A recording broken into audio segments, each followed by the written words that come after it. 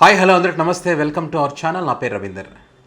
వినుకొండ ఘటనకు సంబంధించి మన తెలుగు రాష్ట్రాల్లో ఉన్నటువంటి జాతీయ మీడియాలు వాటికి సంబంధించి రాయకపోయినా జాతీయ స్థాయిలో ఉండేటువంటి మీడియాలు వీటికి సంబంధించినటువంటి వార్తా కథనాలు కానీ వాళ్ళ ఛానల్లో డిబేట్లు కానీ పెట్టడం జరిగింది. అయితే ఇదంతా జాతీయ స్థాయిలో తెలుస్తూ ఉంది. మరి ఆంధ్రప్రదేశ్లో ప్రభుత్వం విఫలమైందనేటువంటి చెడ్డ పేరు వస్తుందని చెప్పి ఇప్పుడు చేతులు కాలేక ఆకులు పట్టుకుంటారనే ఒక సామెత ఉంది కదా, ఆ రకంగా చంద్రబాబు నాయుడు శాంతి భద్రతలకు సంబంధించి చాలా సీరియస్ అయ్యారు.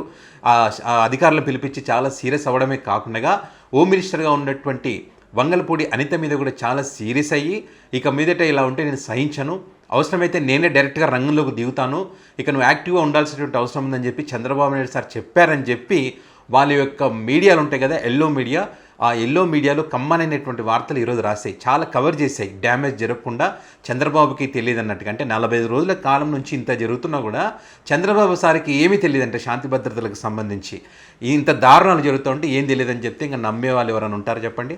సరే, వాళ్ళు చెప్పారు కాబట్టి నమ్మాల్సినటువంటి పరిస్థితి ఉంటుంది, వాళ్ళు నమ్మిస్తారు కూడా.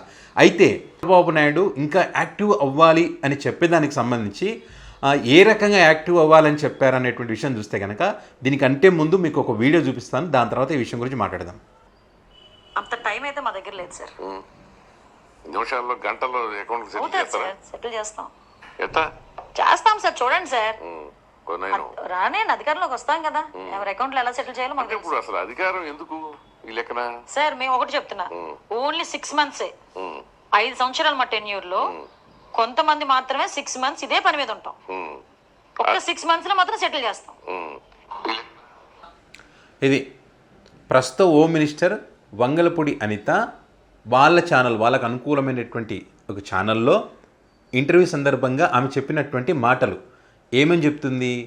మేము అధికారంలోకి వస్తే ఉన్నటువంటి 5 సంవత్సరాల కాలంలో మొదటి 6 నెలలు ఎవరి లెక్కలు ఏంటో తేల్చే పని ఉంటుందంట. మొత్తం దీనిపైనే ఉంటారంట, అందరూ కూడా దీనిపైనే ఉంటారంట. దీనికి సంబంధించి మొత్తం కూడా వాళ్ళ దగ్గర లిస్ట్ ఉందంట, పెద్ద లిస్టే, ఎవరో ఏం చేయాలని దానికి సంబంధించి. అంటే ఆమె ఎలక్షన్స్కి ముందే ఈ రకంగా మాట్లాడినటువంటి సంగతి వాళ్ళకి తెలుసు, చంద్రబాబు నాయుడు గారికి తెలుసు. ఎందుకంటే వాళ్ళ మీడియాలోనే, ఎందుకంటే ఆ వ్యక్తి ఎవరైతే ఉన్నారో ఇంటర్వ్యూ చేసినటువంటి వ్యక్తి, వీళ్ళ చెప్పు చేతల్లోనే ప్రభుత్వం నడుస్తుంది, వీళ్ళు చెప్పినట్టుగానే ఎంప్లాయీస్ జీతాలు కానీ ఇవి కానీ వాళ్ళే డిసైడ్ చేస్తారు కదా.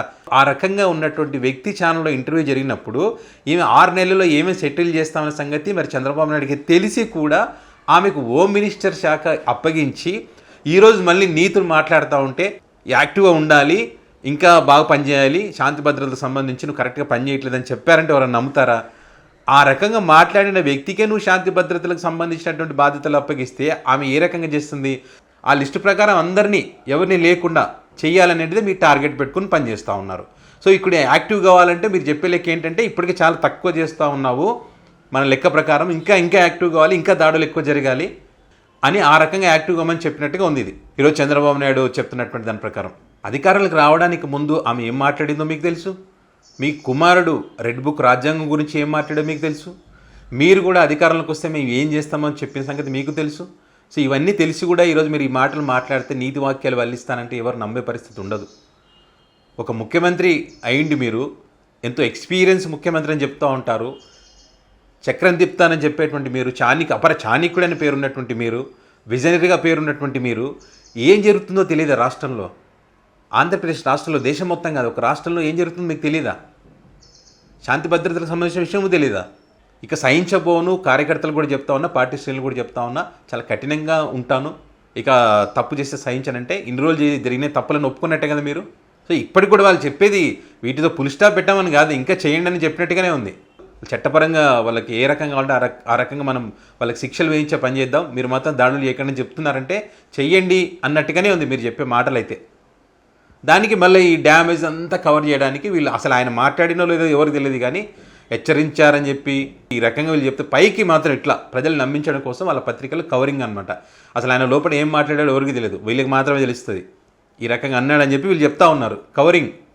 మొన్న కదా సిపిఎస్కి సంబంధించి నాకు తెలియకుండా జీవో ఎట్లా రిలీజ్ చేస్తారని చెప్పి అధికారుల మీద సీరియస్ అయ్యారని చెప్పి వార్తలు రాశారు కదా.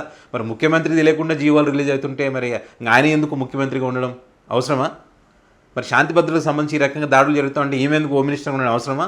సో వీళ్ళ కవరింగ్ అనమాట, కవర్ చేస్తాం, వీళ్ళు అనుకున్నది జరగాలి, ప్రజలను మాత్రం వేరే రకంగా నమ్మించాలి, అది వీళ్ళ ప్లాన్.